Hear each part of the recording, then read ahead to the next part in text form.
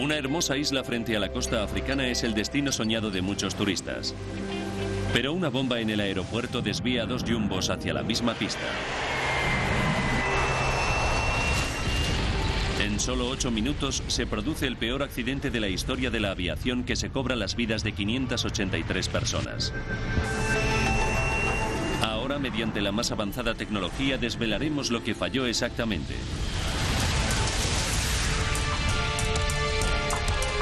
Los desastres no ocurren sin más. Son una cadena de sucesos críticos. Desentrañemos las funestas decisiones que se tomaron en los segundos previos a la catástrofe. Segundos catastróficos. Tragedia en el aeropuerto de Tenerife. Europa, España, Islas Canarias, Tenerife.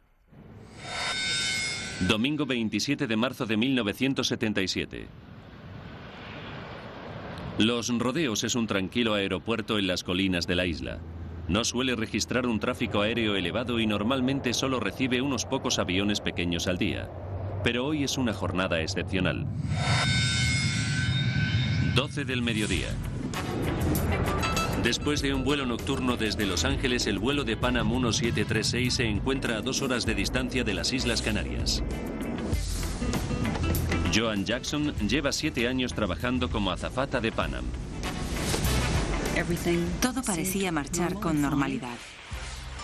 A veces te tocan pasajeros que prefieres que hubieran volado en otro avión, pero ese día eran todos gente maravillosa y disfrutamos volando con ellos. Jack Ridout es uno de los 378 pasajeros y está muy contento de viajar en un 747. En los años 70, el 747 era la crème de los aviones. Era el doble de grande que cualquier otro. Jack viaja a todo lujo. Lleva a su novia Johnny a pasar unas vacaciones muy especiales. Fue un viaje maravilloso en primera clase. Íbamos en el piso de arriba, que en aquella época era como un salón muy agradable. Se dirigen a Gran Canaria, la tercera más grande de las 7 Islas Canarias, famosa por sus magníficos paisajes. Pero además de su belleza, las islas esconden a varios grupos terroristas deseosos de liberar al archipiélago del dominio español.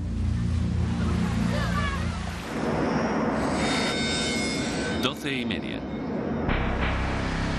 De repente, el capitán de Pan Am, Victor Graves, recibe un mensaje urgente del controlador aéreo. En el aeropuerto de Gran Canaria, donde tienen previsto aterrizar, ha explotado una bomba. Ahora tiene que desviarse al aeropuerto de Los Rodeos, en la vecina isla de Tenerife. El piloto comunica a los pasajeros lo ocurrido. Me preocupé bastante. Estoy seguro de que los demás pasajeros también se preocuparon. 1:38 del mediodía. El 747 de Pan Am no es el único avión que ha sido desviado a causa de la bomba. Otro jumbo, el vuelo 4805 de KLM, proveniente de Ámsterdam, también ha sido desviado al aeropuerto de Tenerife, Los Rodeos. Aterriza antes que el avión de Pan Am. Otros 3 aviones desviados se encuentran ya en tierra. El aeropuerto de Tenerife es pequeño, dispone de una sola pista y sus controladores aéreos no están acostumbrados a tanto tráfico, ni mucho menos a los jumbos. Y es domingo, así que solo hay 2 controladores de servicio. Los pasajeros del avión de KLM se dirigen a la sala del aeropuerto para descansar. 2:15 de la tarde. Aterriza el 747 de Pan Am. Se sitúa junto al jumbo de KLM, que también espera a que reabra el aeropuerto de Gran Canaria. Gran Canaria está a solo 25 minutos de distancia, pero puede que la policía tarde en declarar el aeropuerto a salvo de bombas. Nadie sabe cuánto tiempo tendrán que esperar. El aeropuerto de Los Rodeos en Tenerife está situado en un valle a la sombra del Gran Monte Teide, el tercer volcán más grande del mundo. El Teide domina la isla e incluso influye en el clima. Hoy de momento brilla el sol, pero las condiciones pueden cambiar en cualquier momento. El aeropuerto se halla a una altitud de 632 metros sobre el nivel del mar. En las montañas hay nubes bajas que a menudo envuelven el aeródromo en una densa niebla. Pero cuando aterriza el avión de Pan Am, el problema no es el tiempo. Las condiciones eran buenas. Estaba despejado y hacía un día precioso. Me fijé en que el aeropuerto estaba un poco anticuado. Parecía medieval, por no decir algo peor. El aeropuerto de Los Rodeos se inauguró en 1941. Sus infraestructuras son muy limitadas. No dispone de radar para detectar los aviones en tierra y hoy las luces del centro de la pista están estropeadas. El aeropuerto apenas puede prestar servicio a los 5 grandes aviones desviados. La sala de salidas está atestada. A los pasajeros del interior del jumbo de Pan Am no se les permite abandonar el avión. La azafata abre la puerta para que entre un poco de aire fresco. Recuerdo que tuvimos que esperar mucho tiempo. Acabamos muy aburridos y preguntándonos continuamente cuándo podríamos marcharnos.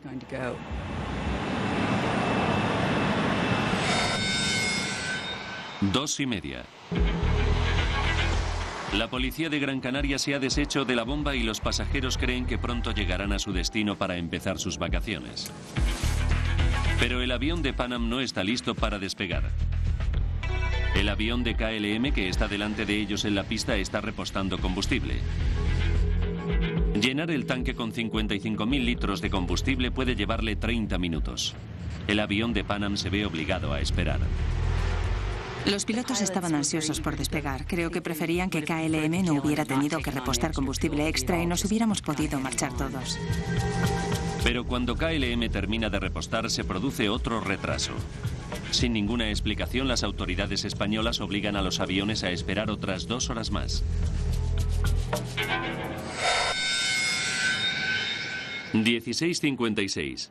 El piloto más veterano de KLM, el capitán Jacob Van Santen, pide permiso para maniobrar.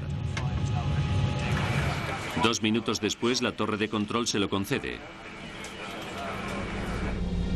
En el avión de Pan Am, Jack se fija en el cambio del tiempo. Se empezó a formar mucha niebla. Nunca había visto una niebla tan espesa que tapaba el aeropuerto por completo. No se sabía si era de día o de noche. El vuelo 4805 de KLM maniobra por la pista. Lleva 248 pasajeros a bordo contando la tripulación. Los controladores aéreos dan instrucciones a los pilotos de que se dirijan a un extremo de la pista, giren 180 grados y esperen el permiso para despegar. Ahora la visibilidad se ha reducido a 300 metros. Los controladores aéreos no pueden ver los aviones que están dirigiendo. Y no hay radar de tierra para ayudarles. Dependen completamente de la comunicación por radio. 5:02 de la tarde. Los controladores dan permiso al avión de Pan Am para maniobrar hasta la pista y colocarse detrás del avión de KLM. Les dicen a los pilotos de Pan Am que giren en la tercera salida y esperen. Las condiciones meteorológicas empeoran en segundos. Seguimos al avión de KLM hasta la pista. No se podía ver el asfalto. No se veía nada. Estaba muy oscuro. 5:04 de la tarde. El avión de KLM efectúa un giro de 180 grados y se coloca en posición para despegar.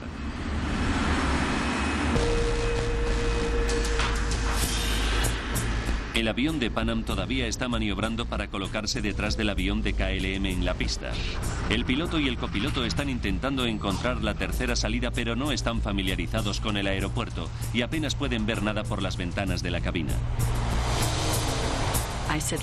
Pensé que con esa niebla no íbamos a poder despegar nunca. Ni siquiera se veía el motor número 2, que es el que está más cerca de las ventanillas. Pensaba que no podríamos despegar. 5:05. El avión de KLM está en posición de despegue. Tras un retraso de 3 horas y media, el capitán Van Santen está por fin listo para partir. 5:06. El capitán Van Santen suelta los frenos. El 747 comienza a dirigirse por la pista hacia el avión de Pan Am, que todavía sigue en la misma, a 1.400 metros de distancia.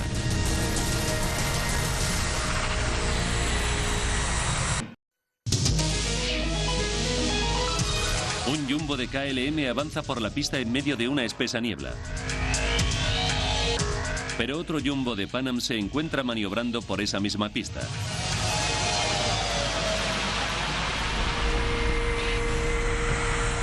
Jack y Johnny viajan en primera clase en el avión de Pan Am. Johnny me dijo que nos chocaríamos si el otro avión despegaba. Pero recuerdo que yo la tranquilicé diciéndola que si chocábamos de frente no tendríamos tiempo de sentir nada. 5, 6 minutos y 18 segundos. La torre de control le dice a la tripulación del avión de KLM que espere. Permanezcan a la espera para despegar. Les avisaremos. Pero ellos no esperan. En su lugar, el capitán Van Santen acelera con el jumbo por la pista. 5, 6 minutos y 45 segundos. El copiloto de Pan Am mira por la ventana y se queda horrorizado por lo que ve. El jumbo de KLM de 300.000 kilos de peso se dirige directamente hacia ellos. El avión de Pan Am lleva 394 pasajeros y tripulantes a bordo. Su única posibilidad es salir de allí lo antes posible. El capitán Grubbs pone los motores a plena máquina y trata de quitarse de en medio.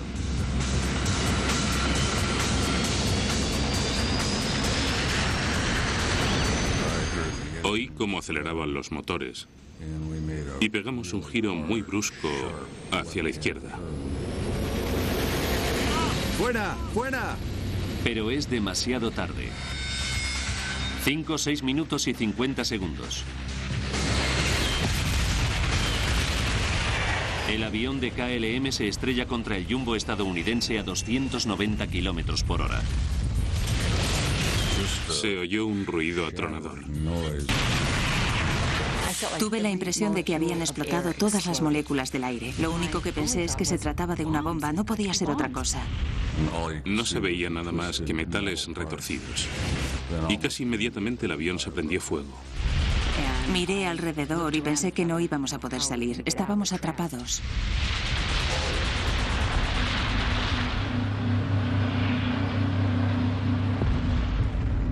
Los controladores aéreos escuchan las explosiones, pero a causa de la niebla no pueden ver nada. Son incapaces de establecer contacto por radio con ninguno de los dos aviones.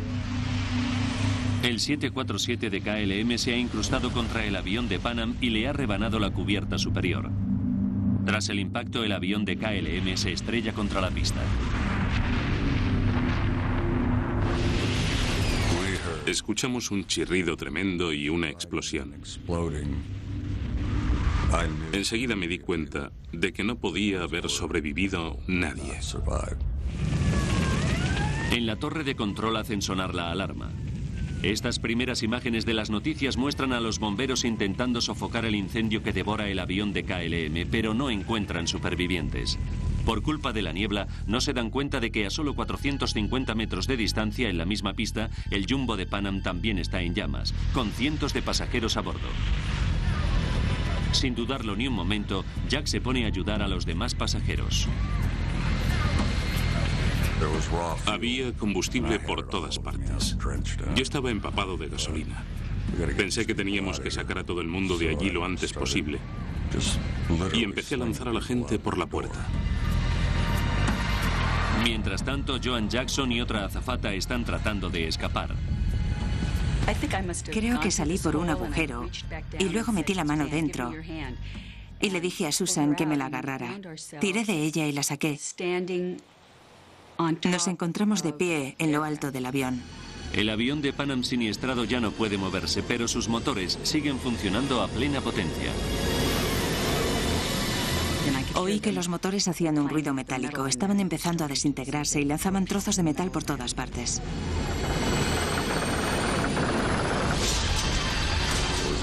Hubo otra explosión y la azafata que había estado ayudando a la gente murió decapitada instantáneamente.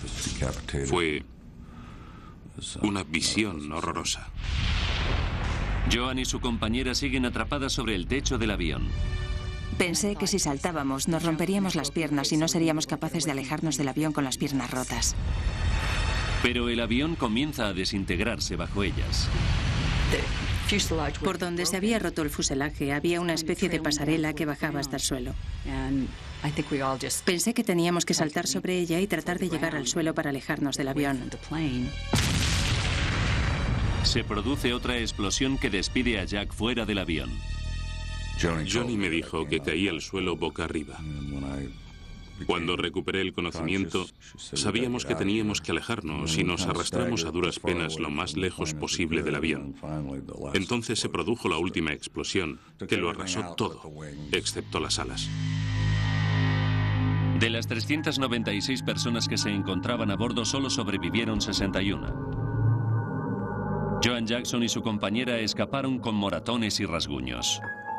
No podíamos creernos que hubiera escapado tan poca gente.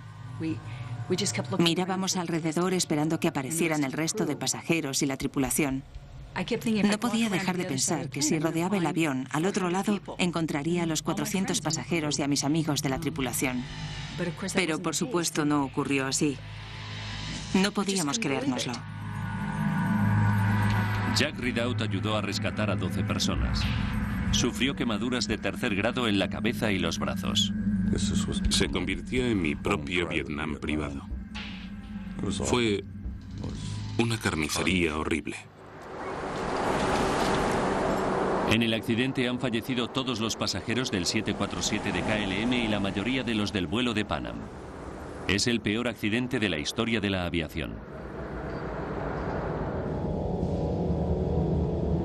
En total han perdido la vida 583 personas.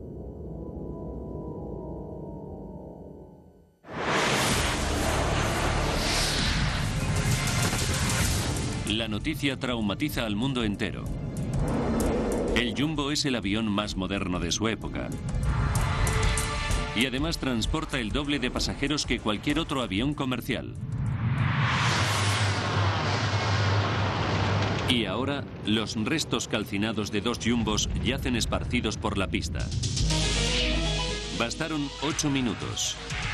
Ahora recapitularemos los acontecimientos de aquel día fatídico y profundizaremos en las investigaciones para revelar lo que ocurrió realmente. Una avanzada simulación informática nos conducirá a donde no llega ninguna cámara, al corazón del siniestro. Las autoridades españolas acudieron inmediatamente con un equipo de investigación. El investigador de accidentes, Jaime Velarde, salió de su casa en Madrid a toda velocidad y llegó a Tenerife a primera hora. Cuando llegué, me di cuenta de que se trataba de una gran catástrofe. Fue algo fantasmagórico. En el ambiente flotaba una sensación de tristeza y desastre. Jaime Velarde acude al lugar del siniestro lo más rápido posible. En la investigación de un accidente, es muy importante llegar lo antes posible para observar y fotografiar todas las pruebas en su estado natural. También acuden investigadores de Estados Unidos y Holanda en representación de los dos países cuyos aviones se han visto involucrados en el accidente. Uno de los expertos holandeses es Frans Gerhardt, que se queda impresionado por lo que ve. Nos quedamos asombrados de la enorme cantidad de escombros que había. Nunca habíamos visto nada igual. También recuerdo que olía de un modo muy raro en toda la zona del aeropuerto. Luego me di cuenta de que se trataba del olor a carne quemada de las víctimas. Fue realmente horrible. Es el peor accidente que he visto en mi vida. Los investigadores tienen que responder muchas preguntas. ¿Por qué seguía el Jumbo de Pan Am en la pista? ¿Hubo otra bomba? Hemos utilizado el informe oficial para recomponer la secuencia de la cadena mortal de sucesos. Al principio, no albergaba ninguna sospecha. No era el momento de realizar conclusiones. Entonces, lo único importante eran las pruebas, y nada más. La primera tarea es encontrar las cajas negras. Contienen las grabaciones de voz de ambas cabinas y todos los datos técnicos. Los investigadores las encuentran enseguida, pero existe un obstáculo.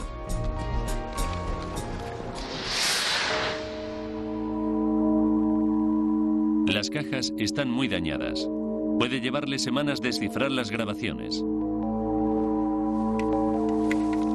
Mientras tanto, los investigadores tienen que fiarse de la siguiente prueba más importante: las grabaciones de la torre de control aéreo. La tensión era enorme, porque representaba la primera prueba sobre quién había sido culpable del accidente.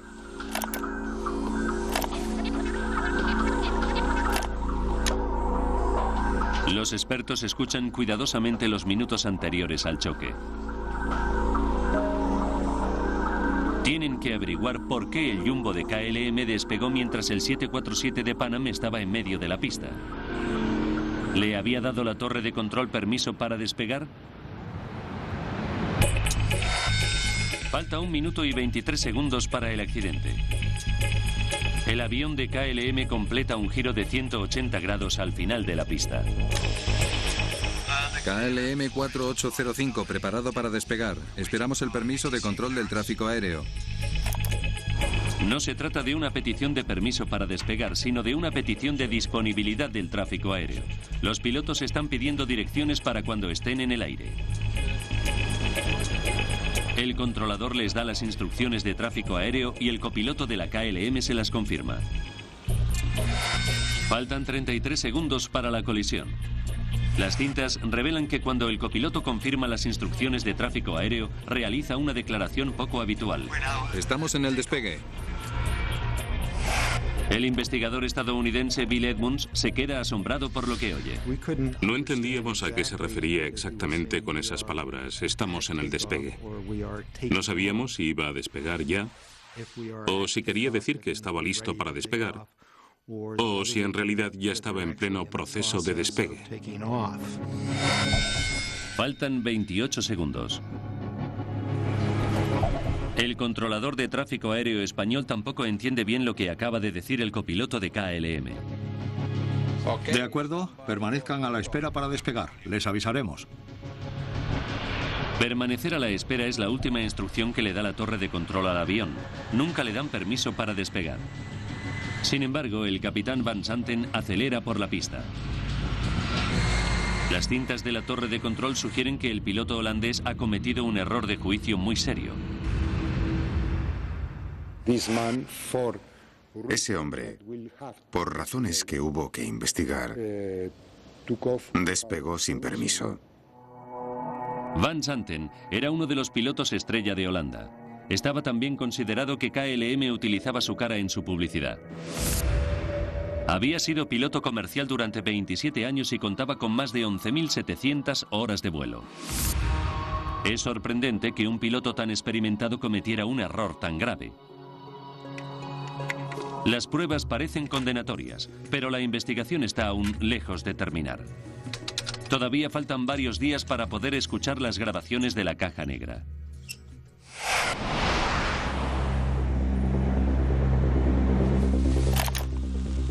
Mientras tanto, las cintas de la torre revelan otro dato inesperado.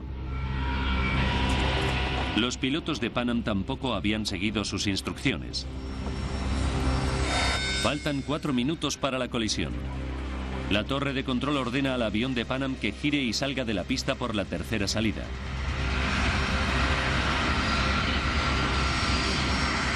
Pero los investigadores saben que los aviones colisionaron más lejos, cerca de la cuarta salida, mucho más cerca de la posición de despegue del avión de KLM. ¿Por qué se saltó la salida el capitán de Pan Am? En la pista del aeropuerto de Los Rodeos, en Tenerife, ha tenido lugar el peor accidente en la historia de la aviación. Las cintas de la torre de control revelan que el piloto de KLM, Jacob Van Santen, despegó sin permiso. Ahora, mediante modernos gráficos informáticos basados en los datos del informe oficial del gobierno español, profundizaremos en la investigación para descubrir qué fue lo que falló exactamente. Los investigadores han efectuado otra averiguación asombrosa. El avión de Pan Am se saltó su salida y se interpuso en la pista. ¿Cometió el capitán Graves de Pan Am un error fatal?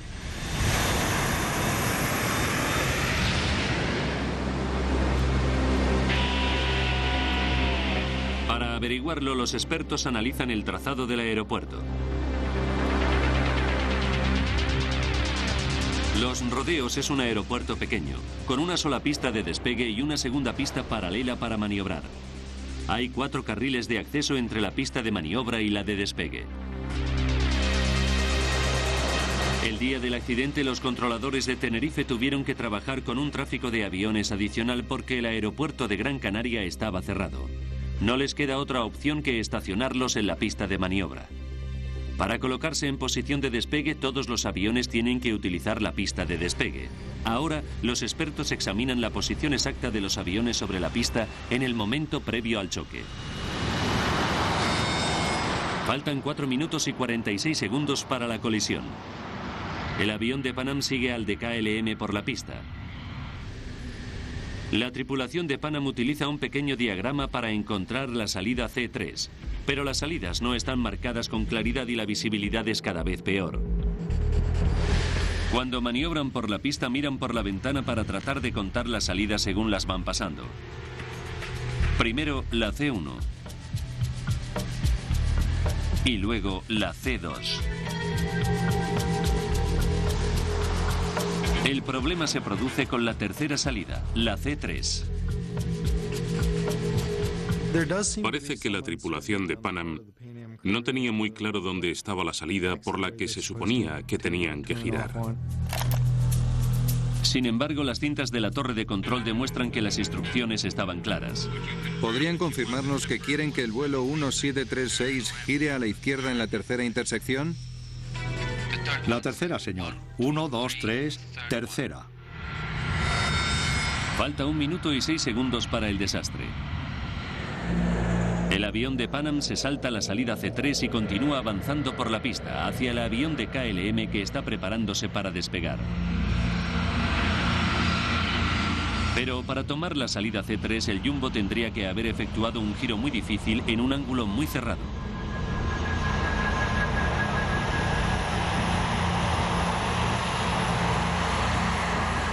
Los investigadores estadounidenses creen que era prácticamente imposible y que la tripulación debió de pensar lo mismo.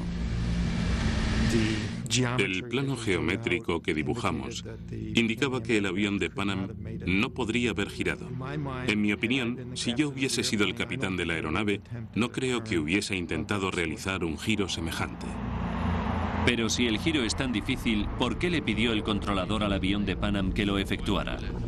Probablemente porque no estaba acostumbrado a los jumbos. Otro tipo de avión habría realizado la maniobra con mucha facilidad. Pero los expertos estadounidenses creen que existe otra razón por la que el capitán se saltó la salida C3.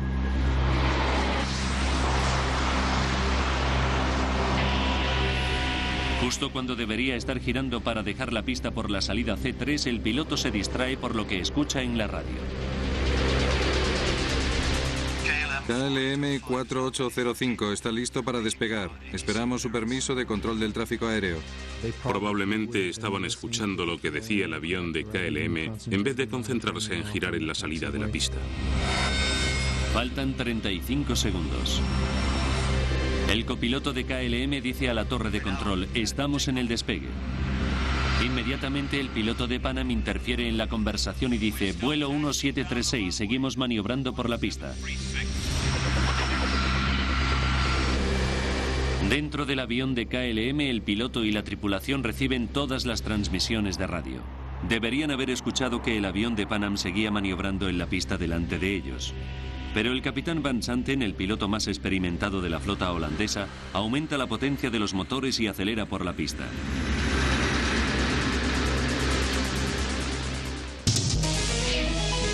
Los investigadores saben ahora que ninguno de los dos pilotos siguió las instrucciones del controlador.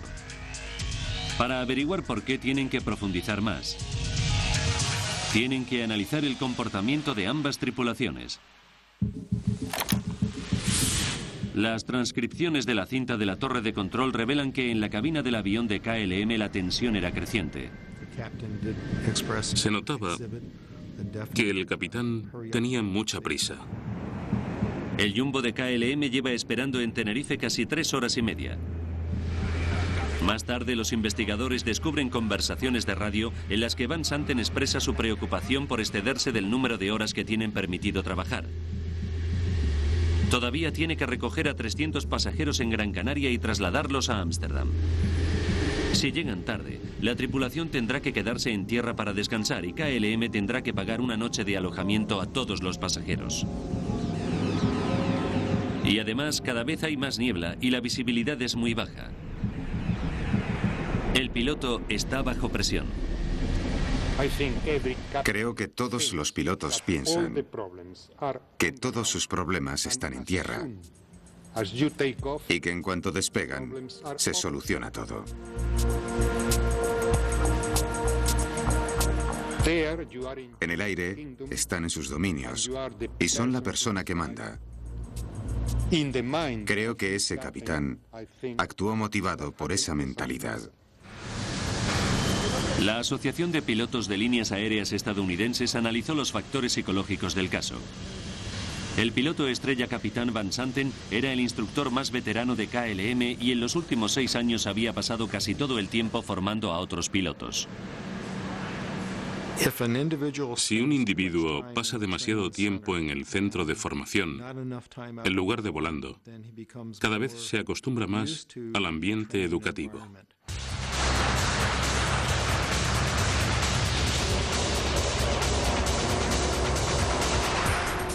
De hecho, en los 6 años anteriores el capitán Van Santen había volado una media de solo 21 horas al mes y no había volado en las últimas 12 semanas.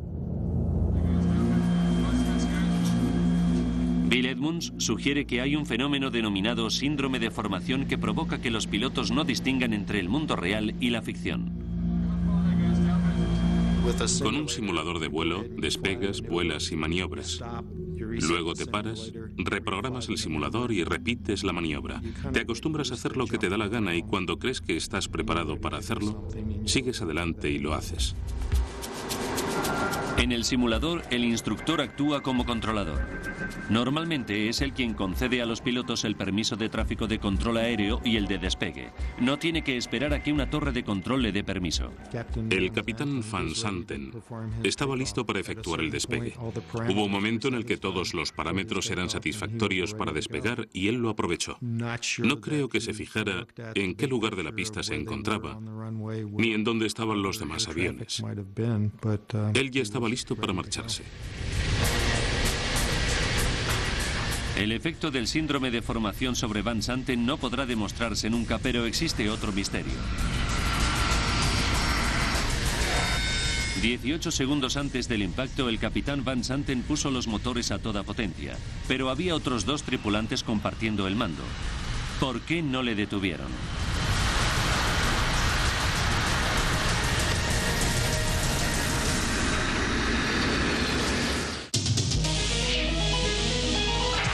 Las cintas de la torre de control han revelado que el capitán Van Santen despegó sin permiso. Los investigadores también han descubierto que el jumbo de Pan Am se saltó su salida y se interpuso en la pista. Ahora los expertos están esperando a recibir la información de las cajas negras dañadas. Esperan que les aporten nuevas pistas. Cada 747 lleva 2 cajas negras, la grabadora de datos de vuelo y la grabadora de voz de la cabina, que almacena los últimos 30 segundos de todas las conversaciones dentro de la cabina. El investigador español Jaime Velarde llevó las cajas negras a Washington, donde fueron examinadas en el Laboratorio Especial del Consejo Nacional de Seguridad en el Transporte. Fue una investigación muy laboriosa, porque hubo que analizar prácticamente todas las voces grabadas. Hasta ahora los investigadores se han apoyado en las grabaciones de la torre de control. Pero tras 2 semanas de investigación por fin pueden examinar las cintas de las cajas negras. Puede llevar varios días escuchar media hora de grabación de voz de la cabina. Hay que identificar a los que hablan, averiguar lo que dicen y cualquier otra interacción importante. Los investigadores solo consiguen la versión completa cuando comparan las cintas de las cajas negras con las grabaciones de la torre de control. Efectúan un descubrimiento dramático. En la cabina del avión de KLM, la tripulación no escuchó algunas de las instrucciones que eran claramente audibles en las cintas de la torre de control. Justo cuando el capitán Van Santen dependía más de la comunicación por radio, una interferencia ruidosa borraba los mensajes más vitales.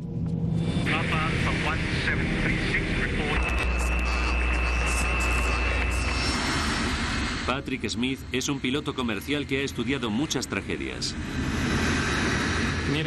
Para nosotros, comunicarnos con los controladores aéreos es algo instintivo, que hacemos con la mayor naturalidad. Nunca se te ocurre pensar que algo podría estropearse y causarte la muerte. Aquí, un pequeño fallo técnico provocó una gran catástrofe. El sistema de comunicaciones que se utilizaba en los rodeos en 1977 continúa utilizándose en la actualidad en todo el mundo. Los aviones se comunican con los controladores de tráfico aéreo mediante radios VHF de 2 sentidos. Todos los aviones del aeropuerto sintonizan la misma frecuencia para poder no solo recibir instrucciones, sino también escuchar lo que están haciendo los demás. Pero el sistema tiene sus limitaciones. No es lo mismo que hablar por teléfono, donde 2 personas pueden hablar a la vez. Es algo parecido a hablar por un walkie-talkie. Tienes que apretar un botón para poder hablar. Por una misma frecuencia solo puede hablar una persona al mismo tiempo. Todo el mundo tiene que esperar su turno. Los problemas ocurren cuando 2 personas tratan de hablar al mismo tiempo por la misma frecuencia. Se produce una interferencia ruidosa en forma de chirrido.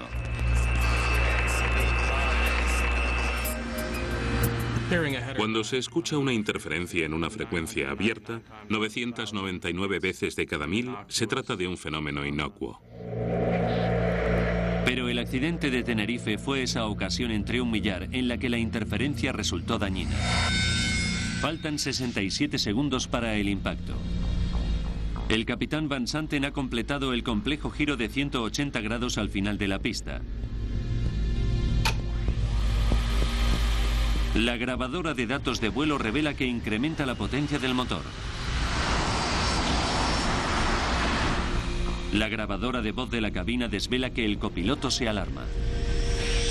Espera un momento, no tenemos autorización de control del tráfico aéreo. La réplica del capitán Van Santen es tajante. No, ya lo sé, pero sigue adelante. Faltan 44 segundos para el impacto.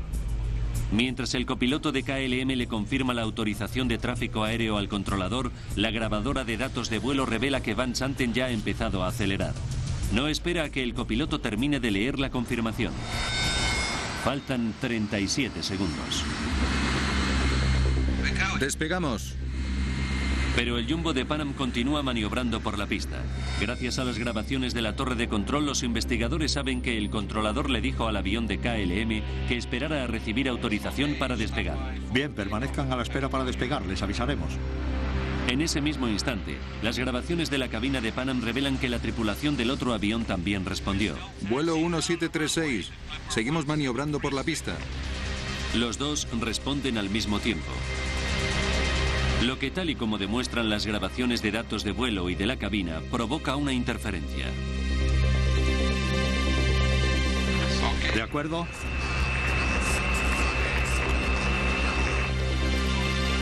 Lo único que escucha el capitán Van Santen es de acuerdo. No escucha el resto de la orden que le dice que permanezca a la espera para despegar, que ya le avisarán. Ni tampoco escucha al avión de Pan Am que dice que el vuelo 1736 todavía está maniobrando por la pista. Por eso continúa acelerando por la pista. Si hubiese escuchado cualquiera de esas 2 transmisiones, se habría detenido en seco, pero como ambas comunicaciones se efectuaron simultáneamente, se produjo una interferencia y no escuchó nada.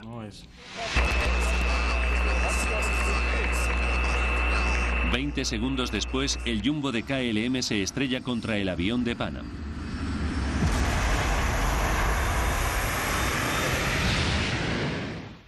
investigador holandés opina que esta averiguación exime a Van Santen de toda culpa.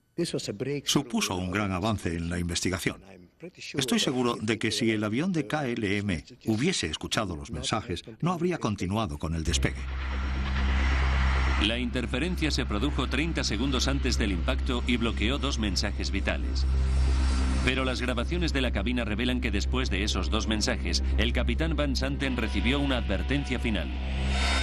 24 segundos antes del choque, el controlador español llama por segunda vez al avión de Pan Am para saber si ya había abandonado la pista. Papa Alfa 1736, infórmenos cuando abandone la pista. El copiloto de Pan Am le responde: De acuerdo, le informaremos cuando hayamos abandonado la pista. Esta conversación fue audible en la cabina de KLM, pero solo un miembro de la tripulación la escuchó. El ingeniero de vuelo la escuchó, al menos parcialmente. ¿El avión de Pan Am sigue en la pista? El capitán, que está en mitad del despegue, dice algo como: ¿qué has dicho? ¿Qué has dicho? El avión de Pan Am sigue en la pista. Van Santen le replicó de un modo muy enfático. Oh, ya. Oh, ya. Y el ingeniero de vuelo ya no vuelve a hablar. El ingeniero de vuelo era el miembro más joven de la tripulación.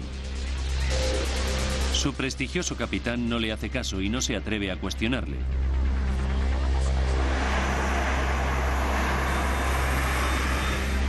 Los investigadores españoles y estadounidenses critican la actuación de Van Santen.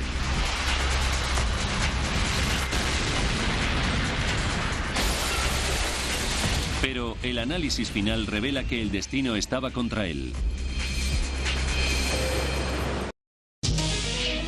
El capitán Van Santen despegó sin autorización y estrelló el jumbo de KLM contra el 747 de Pan Am que había en la misma pista. Sin embargo, los investigadores descubren que llevó a cabo un último intento para evitar el desastre. Unos segundos antes de chocar contra el avión de Pan Am, el capitán Van Santen trató de elevar el avión de KLM sobre la aeronave norteamericana, pero levantó el morro tan bruscamente que la cola rozó contra la pista. Casi lo logró. El morro y las ruedas delanteras salvaron el avión de Pan Am. Pero el jumbo no pudo elevarse lo suficiente. El motor número 1 del avión de KLM rozó la punta del lado derecho del avión de Pan Am y desató la catástrofe. La ironía final es que el capitán Van Santen había repostado 55.000 litros de combustible adicional para no tener que hacerlo después en Gran Canaria. Fue esta carga de peso adicional la que impidió que el jumbo se elevara a los pocos metros de altura que le faltaron para evitar la colisión con el avión de Pan Am. El que el avión de KLM repostara combustible puede considerarse un factor decisivo. Al pesar más, le costó más elevarse. El desastre de Tenerife estuvo causado por una cadena de sucesos que combinaban errores humanos y fallos técnicos. El piloto y escritor sobre temas aeronáuticos Patrick Smith opina que las nuevas tecnologías pueden evitar las interferencias de radio VHF e impedir futuros accidentes. Las interferencias son prevenibles. Existe un aparato bloqueador que puede instalarse en los sistemas de comunicación de las aeronaves y que impide las transmisiones simultáneas. Cualquiera que intente realizar una transmisión simultánea queda bloqueado y no puede hablar por el micrófono. Los ingenieros aeronáuticos pueden instalar aparatos que evitan las interferencias por menos de 10.000 euros, un coste mínimo comparado con el precio de un avión nuevo, que ronda los 150 millones de euros. Aunque todavía no es un requisito legal, algunas líneas aéreas los están instalando voluntariamente. Finalmente, los investigadores recomponen la sucesión de acontecimientos críticos que condujeron a la tragedia de Tenerife. Primero, los controladores aéreos ordenaron a los 2 jumbos que maniobraran por la misma pista al mismo tiempo. Después, en medio de una espesa niebla, el piloto de Pan Am se perdió por el trazado de la pista, se saltó la salida y maniobró demasiado lejos. Unos segundos más tarde, el piloto holandés capitán Van Santen empezó a despegar sin autorización. Al final, una ruidosa interferencia en la cabina de KLM impidió que el capitán recibiera 2 mensajes vitales que le habrían obligado a detenerse de inmediato. Para los supervivientes de Tenerife, la pesadilla continuó durante muchos meses. Descubrí que me daba miedo todo. No quería ni subirme a un coche. No soportaba que mi marido me dejara sola. Quería estar encerrada en casa con las cortinas echadas, como la gente que sale en las películas que está asustada de todo. Gracias a la terapia psicológica, Joan fue capaz de volver a volar 3 meses más tarde. Hoy sigo siendo azafata. Llevo 34 años volando y probablemente seguiré haciéndolo otros 6 u 8 años más. Me encanta ver mundo. De vuelta en su casa de San Diego, la historia de Jack se hizo famosa. Jack Ridout es un superviviente que rescató a una docena de pasajeros de la pesadilla del 747 de Pan Am en Tenerife. Lo que nadie entiende de una situación como esta, hasta que se ve involucrado en ella, es que sus consecuencias se prolongan durante muchos años. Tuve que irme a dormir con esas imágenes todas las noches durante al menos el primer año. La hazaña de Jack fue reconocida por el presidente Carter, que le envió una carta de agradecimiento de parte de toda la nación.